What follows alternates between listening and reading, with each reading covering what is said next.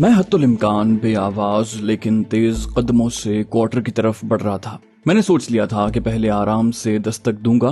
ज्यादा इम्कान यही है कि अंदर मौजूद लक्ष्मण यही समझेगा कि उसका साथी आया है और बिला तरद्दुद दरवाजा खोल देगा। मैंने दरवाजे पर दस्तक देने के साथ उसका नाम लेकर आवाज लगाने का सोचा, मगर फिर अपना ये ख्याल मुस्तरद कर दिया। हो सकता है वो आवाज का फर्क भांप कर चौंक जाए। क्वार्टर के दरवाजे पर पहुंचकर मैं दस्तक देने ही वाला था कि मुझे किवाड़ों के दरमियान खला नजर आया, यानी दरवाजा खुला हुआ था। तशवीश की लहर ने मुझे झंझोड़ डाला। सोचने समझने की गुंजाइश कहाँ थी। मैंने दरवाजा अंदर धकेला और बरेटा सौंते तेजी से अंदर घुस गया। दाएं तरफ वाक़े दालान नुमा छोटे कमरे में मुझे कोई दिखाई नहीं दिया। मैं तेजी से बड़े कमरे के अध खुले दरवाजे की तरफ बढ़ा और उसे धकेल कर दंदनाता हुआ अंदर घुस गया। सामने दीवारों के साथ 2 चारपाइयां बिछी नजर आईं, मगर वो दोनों खाली थी। मेरे जहन में बजती खतरे की घंटी तेज हो गई। मैंने महज रस्मन कोने में बने तहारत खाने के बंद दरवाजे पर ठोकर लगाई, मगर वो भी खाली मिला। मैं बिजली की तेजी से पलटा और बर्क रफ्तारी से दरवाजे की तरफ लपका। मैं दरवाजे से निकला ही था कि मुझे एक मोटा ताजा शख्स टंकी वाले दरवाजे से बाहर निकलता नजर आया। मेरे लिए समझना मुश्किल नहीं था कि वो लक्ष्मण ही है। मुझे पहली नजर में वो बुरी तरह हवास बाख्ता नजर आया। जाहिर है अपने साथी की लाश देखकर उसकी यही कैफियत होनी चाहिए थी। अब उसे यकीनन इस हौलनाक वाक़े की इत्तला एटमी प्लांट के सिक्योरिटी स्टाफ तक पहुंचाने की जल्दी होगी और मैं उसे ये मौका देने का मुतहम्मिल नहीं हो सकता था। मैंने बरेटा की नाल का रुख उसकी तरफ करते हुए गुजराती में ललकारा, वहीं रुक जाओ लक्ष्मण, खबरदार अपनी जगह से हिलने की कोशिश की तो गोली मार दूंगा। मेरी ललकार सुनकर वो बुरी तरह चौंका और फिर पलट कर मेरी तरफ देखा। मुझे पिस्तौल ताने तेजी से अपनी तरफ बढ़ते देखकर उसकी आंखें खौफ से फैल गईं। मैंने एक बार फिर उसे धमकी दी, हॉल्ट, डोंट मूव, मगर वो बदबख्त मेरे हुक्म पर तवज्जो देने की बजाय अगले ही लम्हे वहां से दौड़ पड़ा। शायद उसे इदराक था कि मैं उस पर गोली चलाने का खतरा मोल नहीं ले सकता। उसका रुख यकीनन अहाते के फाटक की तरफ होगा। इससे पहले कि मैं उस तक पहुंचने का आधा रास्ता भी उबूर कर पाता, वो टंकी के सुतून के बाएं तरफ घूमकर नजरों से गायब हो गया। मैं इस दौरान में अपनी कुव्वत लगाकर दौड़ पड़ा था। मैं टंकी के सुतून से बाएं घूमा तो देखा कि लक्ष्मण फाटक की तरफ बकटट दौड़ा जा रहा है। उस वक्त वो जीप के करीब पहुंचने वाला था। मैंने देखा वो दौड़ते हुए जीप की तरफ देख रहा है। लक्ष्मण अचानक बाएं तरफ खड़ी जीप की तरफ बढ़ा। मेरा दिल खुशी से धड़का। ये बेवकूफ जीप में बैठकर फरार होना चाहता है। इससे पहले कि वो जीप स्टार्ट करने के बाद रिवर्स करके उसका रुख फाटक की तरफ करे, मैं उसके सर पर पहुंच जाऊंगा और बआसानी अपने बरेटा के दस्ते से उसकी खोपड़ी बजा दूंगा।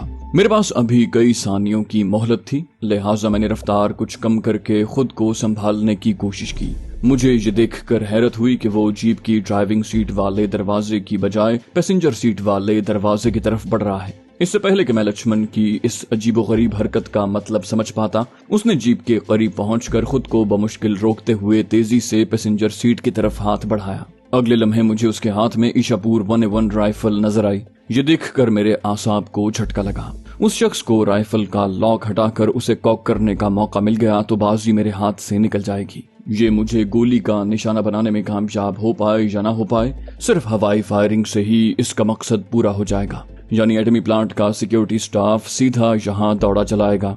मैंने अपनी रफ्तार फिर बढ़ा दी। अब मैं लक्ष्मण से सिर्फ 15-16 गज के फासले पर रह गया था। मेरे देखते ही देखते वो राइफल सीधी करते हुए मेरी तरफ मुड़ा, मगर मुझे इतने करीब देखकर उसकी आंखें खौफ से फैल गईं।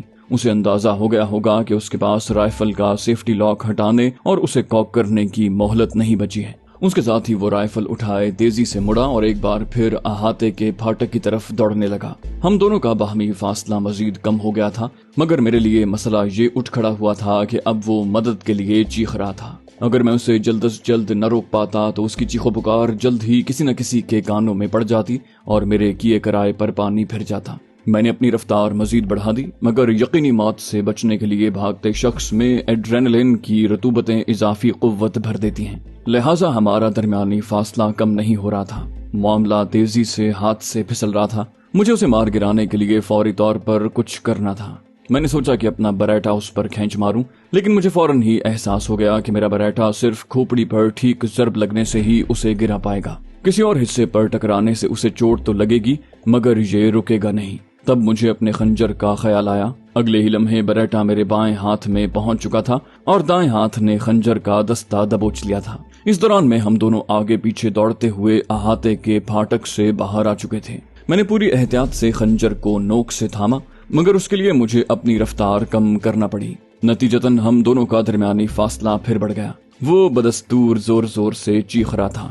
मैं फौरन ही खंजर उस पर फेंक कर मारना चाहता था, मगर मैं खुद को ज्यादा पुरएतमाद महसूस नहीं कर रहा था। क्या मैं खंजर अंदाजी में इतनी महारत रखता हूँ कि एक दौड़ते हुए शख्स को कारी जख्म लगाकर मार गिराऊं, वो भी ऐसी हालत में कि मैं खुद भी पूरी कुव्वत लगाकर दौड़ रहा हूँ। जबकि मेरा निशाना खता हो गया तो उसे मार गिराने की दूसरी कोशिश की कतन गुंजाइश नहीं होगी। लक्ष्मण पर मेरे वार के नाकाम होने का खतरा बिलाशुबा हकीकी था, मगर मसला ये था कि अब मामले की नौयत इतनी संगीन हो गई थी कि उसे रोकने के लिए अपनी सी कोशिश करना नागुज़ीर हो चुका था। लिहाजा मैंने अल्लाह का नाम लेकर किस्मत आजमाई का फैसला कर लिया।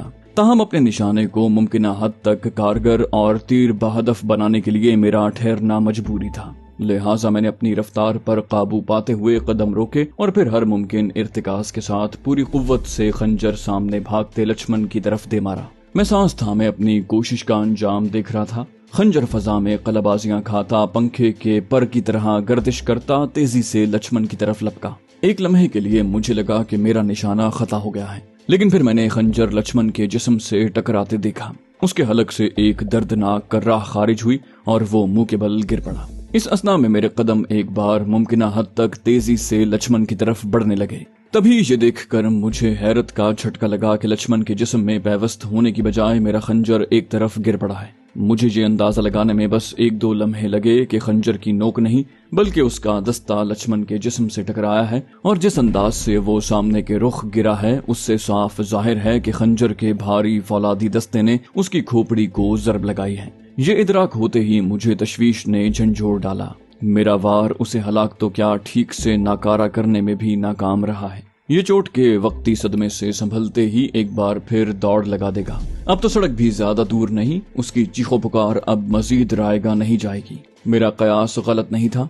मैंने लक्ष्मण को जमीन से उठते देखा। वो बज़ाहिर ठीक ठाक नजर आ रहा था। मुझसे उसका फासला कोई 10-12 गज रहा होगा। वो एक बार भाग निकलता तो चूहे बिल्ली का खेल दोबारा शुरू हो जाता, जिसका अब मैं बिल्कुल मुतहम्मिल नहीं हो सकता था। मगर उसकी बदकिस्मती ये थी कि उस वक्त मैं पूरी कुव्वत से दौड़ रहा था और उसे अभी दौड़ने का आगाज करना था। बस यही फर्क उसके हक में मोहलक साबित हुआ। मैंने अपनी पूरी कुव्वत पैरों में यकजा करके एक जोरदार जस्त लगाई और आगे की तरफ भागने की कोशिश करते लक्ष्मण की पुश्त पर जा गिरा। हम दोनों एक दूसरे में उलझे जमीन पर गिरे, मगर इस दौरान में मेरी दाईं कोहनी तिरछे रुख लक्ष्मण की गर्दन के पीछे टकरा चुकी थी। ये जरब उसे एक बार फिर मुंह के बल गिराने के लिए काफी थी। इस दौरान में उसके हाथ से छूटकर गिरने वाली ईशापुर राइफल से टकराने की वजह से मुझे भी घुटने पर चोट लगी थी, मगर ऐसी सूरत हाल में दर्द महसूस करने और आह भरने की गुंजाइश भी कहाँ थी। मैंने तेजी से अपने आप को संभाला और तेजी से अपने खंजर की तरफ लपका। उसके दस्ते पर गिरफ्त मजबूत करके मैं एक बार फिर लक्ष्मण की तरफ मुतवज्जे हुआ। मैंने देखा कि वो घुटनों के बल बैठा है और उठकर खड़ा होने के लिए पर तोल रहा है। मैं भला उसे इतनी मोहलत कैसे दे सकता था। मैं रेगिस्तानी बगुले की तरह उसकी तरफ लपका। इससे पहले कि वो अपनी जगह से हरकत कर पाता, मेरी बाईं कलाई उसकी खोपड़ी को अकब से अपने घेरे में जकड़ चुकी थी। अगले ही लम्हे मैंने अपना तेज धार खंजर एक वहशियाना झटके से उसके नरखरे पर फेर दिया। मुझे फौरन ही अंदाजा हो गया कि खंजर की धार उसके हलक को चीरती हुई गर्दन की हड्डी तक उतर गई है। मैंने उसे अपनी गिरफ्त से आजाद करके सामने की तरफ धकेल दिया। वो जमीन पर गिरा तो मैंने उसकी गर्दन पीछे की तरफ मुड़ते देखी। उसके कटे हुए नरखरे से हौलनाक खरखराहट के साथ खून की तुरलियां छूट रही थीं, मगर उसके तड़पते झटके खाते जिस्म से रूह निकलने में ज्यादा देर न लगी। मैंने पहले उसे वहीं छोड़कर वापस पलटने का सोचा, मगर फिर लगा कि उसकी लाश का यहाँ पड़ा रहना मेरे लिए मसाइल खड़े कर सकता है। लिहाजा मैंने लक्ष्मण की लाश एक तरफ खींचकर उसके खून से बनने वाले छोटे से जौहड़ को पैरों के जरिए जल्दी जल्दी रेत से हत्तुल इम्कान ढांप दिया और फिर खंजर उसी के लिबास से पूंछकर अपने लिबास में उड़स लिया। उसके बाद मैंने राइफल बाएं हाथ में थामी और दाएं हाथ से लक्ष्मण की टांग पकड़ ली। अगले ही लम्हे मैं उसे रेतीली जमीन में घसीटता हुआ तेजी से अहाते के फाटक की तरफ बढ़ा। मुझे बखूबी एहसास था कि अगर इस दौरान में कोई शख्स उस तरफ दूरबीन लगाए बैठा हुआ तो ये सारा ड्रामा उसे किसी फुल एक्शन थ्रिलर फिल्म का मंजर लगा होगा। ایک ایسی فلم جو شاید اپنے خون خرابے والے مناظر کی وجہ سے صرف بالغان کے لیے موضوع قرار دی جاتی۔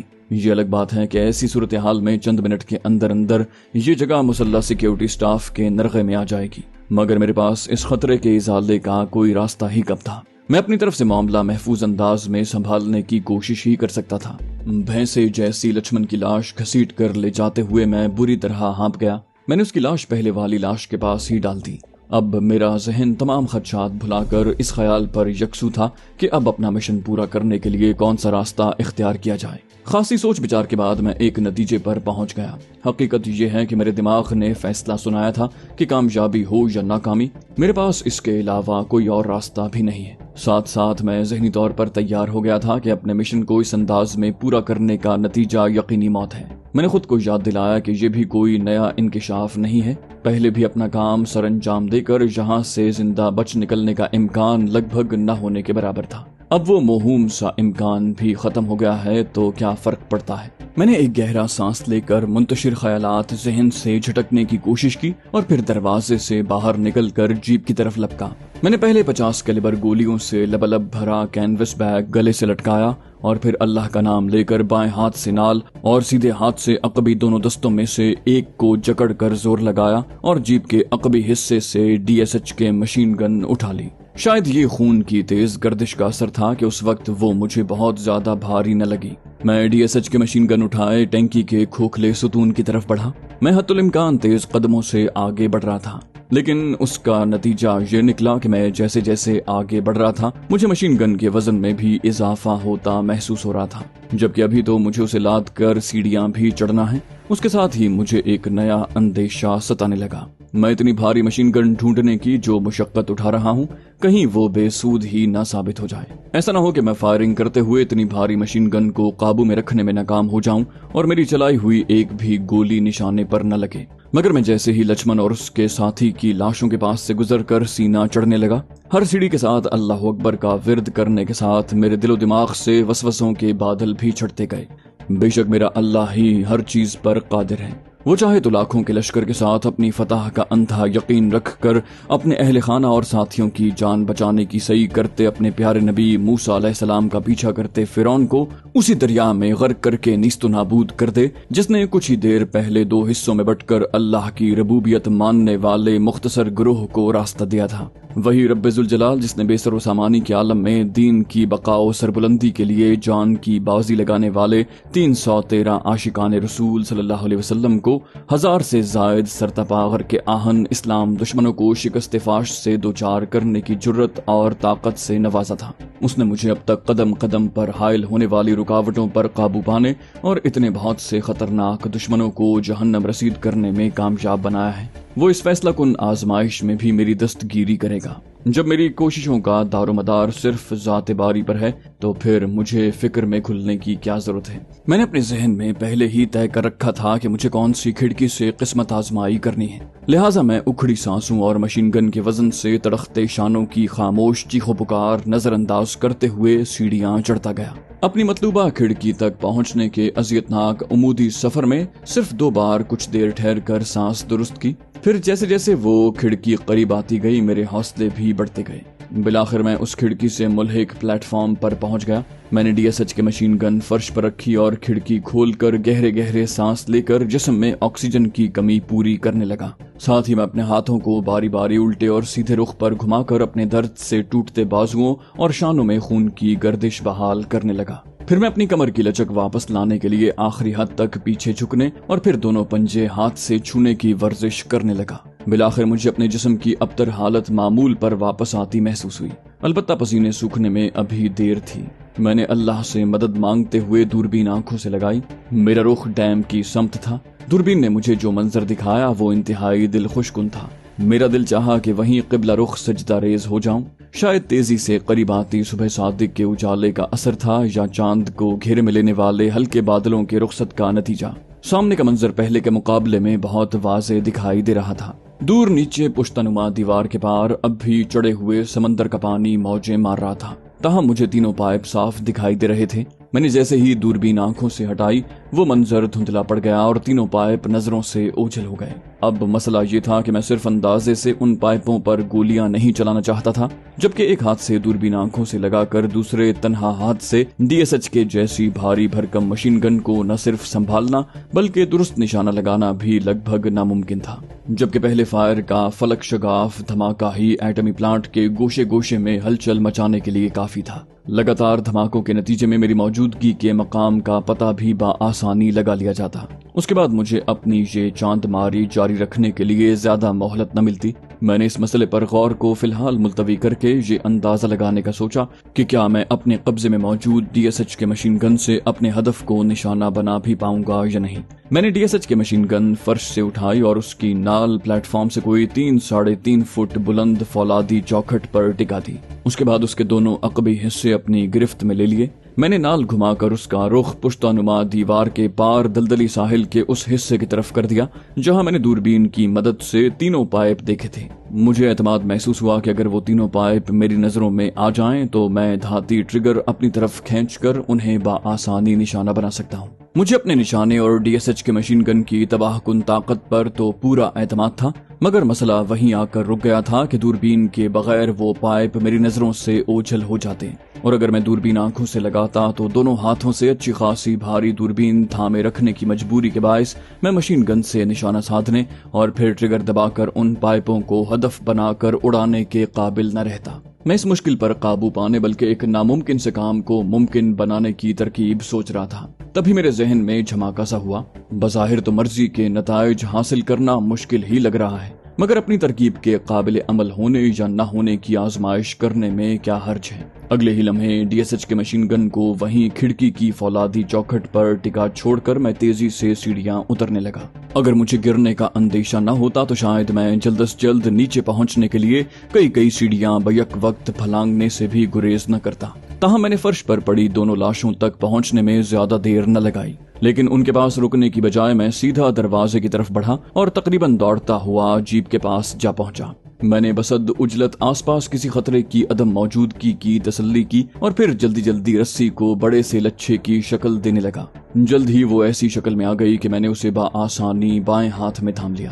دائیں ہاتھ سے میں نے عقبی سیٹ کے نیچے رکھا ٹول بکس اٹھایا اور پھر واپس چل پڑا۔ دونوں لاشوں کی ابتر حالت کے باعث میں نے ان سے نظر چرانے کی کوشش کی، مگر تب ہی میری نظر ان کے پاس دیوار سے ٹیک لگائے کھڑی ایشاپور 1A1 رائفل پر پڑی۔ میں نے کسی خاص ارادے کے بغیر دائیں ہاتھ میں موجود اوزاروں کا صندوقچہ فرش پر رکھ کر رائفل اٹھائی اور اس کے پٹے کے ذریعے اسے گلے سے لٹکا لیا۔ اس کے بعد دوبارہ ٹول بکس اٹھا کر حتی الامکان جلدی سیڑھیاں چڑھنے لگا۔ اس تیز رفتاری کی وجہ سے میں اپنی منتظر DSH کے مشین گن کے پاس پہنچا تو میں ہانپ رہا تھا۔ میں نے سانس معمول پر آنے کا انتظار کرنے تک کا وقفہ ضائع کرنے کی بجائے ایک بار پھر دوربین آنکھوں سے لگا لی۔ میرے ہدف کی حیثیت رکھنے والے پائپ ایک بار پھر میری نظروں کے سامنے نمایاں ہو گئے، تاہم میں نے وقتی طور پر انہیں نظر انداز کر کے ان بحری بارودی سرنگوں کی تلاش میں دوربین اٹھائی جو پہلے میرے مشاہدے میں آ چکی تھی۔ مجھے انہیں ڈھونڈنے میں ذرا بھی دیر نہ لگی، جبکہ اب ان میں سے 6-7 بحری بارودی سرنگیں تو پہلے کی نسبت زیادہ واضح دکھائی دے رہی تھیں۔ سمندری بارودی سرنگوں کا یہ نظارہ دیکھ کر بے اختیار میرا دل للچایا۔ کاش میں اپنی خواہش کے مطابق DSH کے مشین گن پر کسی نہ کسی طرح دوربین نصب کرنے میں کامیاب ہو جاؤں تو ان بحری بارودی سرنگوں پر بھی نشانے آزما سکتا ہوں، مگر تبھی میرے دماغ کے بقراتی گوشے سے مجھے سرزنش کی گئی، اس طرح کی بچگانہ حرکت کا تمہیں کیا فائدہ ہوگا، ماں سوائے فلک شگاف دھماکوں سے لطف اندوز ہونے اور انتہائی بیش قیمت گولیاں ضائع کرنے کے۔ ظاہر ہے تم اتنے بھی ماہر نشانے باز نہیں ہو کہ کسی بحری بارودی سرنگ کو پہلی ہی گولی میں نشانہ بنا لو، مگر تبھی میرے ذہن میں شاید ذات باری تعالیٰ کی طرف سے ایک خیال اترا جس پر غور کرتے ہی ہیجان کے مارے مجھے اپنے رونگٹے کھڑے ہوتے محسوس ہوئے۔ اسے بلا شبہ غیبی رہنمائی ہی کہا جا سکتا ہے۔ اگر میں اپنی اس کوشش میں کامیاب ہو جاؤں تو میرے دلدر دور ہو جائیں گے، مگر اصلاح عمل میں کامیاب ہونے کے لیے بھی پہلی شرط وہی ہے میں اپنی دوربین کو اس قدر کارآمد انداز میں مشین گن سے جوڑنے میں کامیاب ہو جاؤں کہ اس کے ذریعے دور واقع اپنے مطلوبہ ہدف پر درست نشانہ بنانے کے قابل ہو جاؤں۔ میں فوراً ہی اپنے خیال کے قابل عمل ہونے کی تصدیق میں جت گیا۔ میں نے دوربین کو رسی کے ذریعے DSH کے مشین گن کے چیمبر اور دونوں عقبی دستوں کے درمیان مختصر جگہ پر باندھنے کی کوشش کی मैं कामयाब तो हो गया, मगर जब मैंने दूरबीन में झांकने की कोशिश की तो फौरन ही पता चल गया कि बात नहीं बनी। मैं पिछले अदसों से आंखें लगाता तो उनमें से एक मशीन गन की नाल वाली शिस्त से 20 गज दाएं तरफ का मंजर दिखा रहा था, तो दूसरे अदसे से बाएं तरफ 50 गज के फासले पर वाक़ई मंजर दिखाई दे रहा था। तभी मुझे विंचेस्टर 70 राइफल पर नस्ब दूरबीन का ख्याल आया। वो किस उम्दगी से ऐन हदफ पर निशाना लगाने में मदद देती थी। वो उस वक्त मेरे पास होती तो शायद काम बन जाता, मगर उसे तो निगरान चौकी पर ही छोड़ आया था। पछतावे की गुंजाइश कहाँ थी। मैंने उसी दोहरी दूरबीन को किसी न किसी तरह मशीन गन पर फिट करने की कोशिश जारी रखी, मगर बात बनती नजर न आई। असल मसला दूरबीन का बहुत बड़ा हजम था। वो विंचेस्टर राइफल वाली दूरबीन की तरह दुबली और लंबी होती तो शायद बात बन जाती। थक हार कर मैंने फैसला किया कि मजीद वक्त जाया करने की बजाय दूरबीन से अपने हदफ का बगौर जायजा लेने के बाद अंदाजे से गोलियों की बौछार कर दूं और उस वक्त तक ट्रिगर अपनी तरफ खींच रखूं जब तक कि 50 गोलियों का पट्टा खत्म हो जाए। साथ अल्लाह से दुआ जारी रखूं कि उनमें से कम कुछ गोलियां उन तीनों पाइपों को तहस नहस कर दें। सच बात यह है कि मैं अपने इस इरादे पर अमल करने को आमादा तो था, मगर पूरी तरह मुतमईन नहीं था। मुझे ये हवा में तीर चलाने के मुतरादिफ लग रहा था। लिहाजा मैंने जब गोया आखिरी बार दूरबीन से पाइपों का जायजा लेने और उनका जाए वक़ुआ ज़हन में बिठाने के लिए DSH के मशीन गन के दोनों दस्ते हाथों में तो थाम लिए थे, मगर ट्रिगर खींचते हुए हिचकिचाहट महसूस हो रही थी। मुझे शायद थोड़ा मजीद दिमाग लड़ाने की जरूरत थी, कोई ऐसा तरीका जिससे बिल्कुल यकीनी न सही कुछ न कुछ हद तक दुरुस्त अंदाज में पाइपों को निशाना बना सकूं। तभी मेरे जहन में एक ख्याल आया। मेरा दिल तेजी से धड़का। अगर ये तरकीब काम कर जाए तो बात बन जाए। मैंने मशीन गन की नाल का रुख एक बार फिर आसमान की तरफ करके उसके दस्ते कंक्रीट के प्लेटफॉर्म पर टिका दिए और दूरबीन से बगौर जायजा लिया। लगभग फौरन ही मुझे लगा कि मैं अपने ख्याल को अमली जामा पहना सकता हूँ। मैं जल्दी से दूरबीन को एक तरफ रखकर औजारों के संदूकचे की तरफ मुतवज्जे हुआ। थोड़ी सी तगोदौ के बाद मुझे एक छोटी और एक दरमियानी जिसामत का पेचकस मिल गया। मैंने दूरबीन के बड़े अदसे फर्श पर नीचे के रुख करके सीधी खड़ी कर दी और दूरबीन के दाएं और बाएं अदसों वाले हिस्से आपस में जोड़ने वाले पेच खोलने के लिए उसकी दर्ज पर पेचकस जमा दिया। तांबे का पेच जंगालूद होने की वजह से मुझे खासा जोर लगाना पड़ा और औजारों के संदूकचे में से एक हथौड़ी निकालकर उससे भी जरबे लगानी पड़ी। बिलाखिर पेच में हल्की सी जुम्बिश हुई। मेरा दिल खुशी से धड़का।